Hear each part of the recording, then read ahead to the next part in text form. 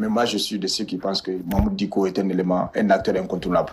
Est un acteur incontournable dans ce pays-là. Parce que tout le monde se rappelle, si le mouvement du M5 a abouti véritablement, c'est grâce à Mamoud Dicko. Ça, personne ne peut nier ça.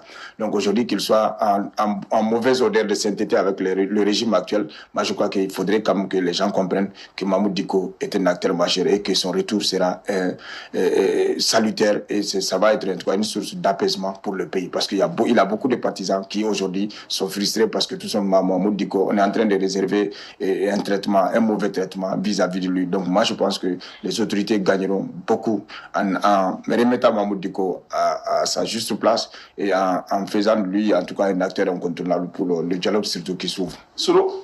Donc moi je crois que Mamoud Dicko, je ne suis pas contre lui, j'ai rien contre lui, hein, mais je crois que l'homme que nous connaissons tous cherche toujours la lumière. Sinon, quand vous sortez de votre pays, il y a beaucoup de Maliens, des personnalités qui sortent du pays, qui reviennent sans faire de bruit. Mais chaque fois, parce que quand on est dans la politique, c'est vrai, c'était une autorité une autorité morale, c'était l'autorité morale du M5-RFP. Mais après, quand on sait dans quelle situation, dans quelles relations nous sommes avec certaines personnes, surtout ceux qui dirigent le pays, je crois qu'on se doit souvent de l'humilité. Quand on sort tout tranquillement. Quand on revient, on vient tout tranquillement, sans faire de bruit. Et souvent, quand on fait tout dans la politique, et les hommes qui sont sur mine de rien aujourd'hui, Assimi, c'est un homme politique. Les gens le prennent comme un militaire, mais c'est un homme politique. On ne peut pas gérer un pays militairement, on gère un pays politiquement. Donc c'est un homme politique. Donc lui, il va le réserver un traitement politique. Quand on lui réserve un traitement politique, nous on trouve que c'est trop, ou bien c'est moins, ou bien c'est comme ci, c'est comme ça. Donc je crois qu'il doit avoir de l'humilité de sortir du pays et de revenir du pays sans problème. Donc dans ce cas, quand souvent il fait des vidéos, ses partisans sont incontrôlables. Il ne peut pas les contrôler.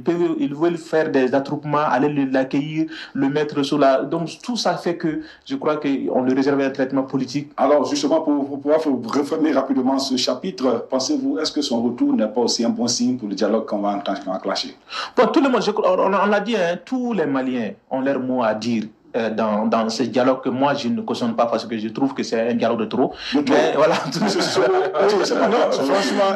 avant de répondre à cette question, il a quand même évoqué un aspect. Rapidement, parce qu'il dit que voilà, donc Mamoud Dicko pouvait venir avec humilité, etc. Mais je crois que c'est les autorités, même sinon, on lui a retiré son passeport diplomatique, il a un passeport ordinaire, il a été invité à un événement, il est allé. Mais nous avons vu quand même le communiqué, quand il y a eu brouille entre l'Algérie et le Mali, le communiqué du gouvernement, on l'a parlé presque normalement.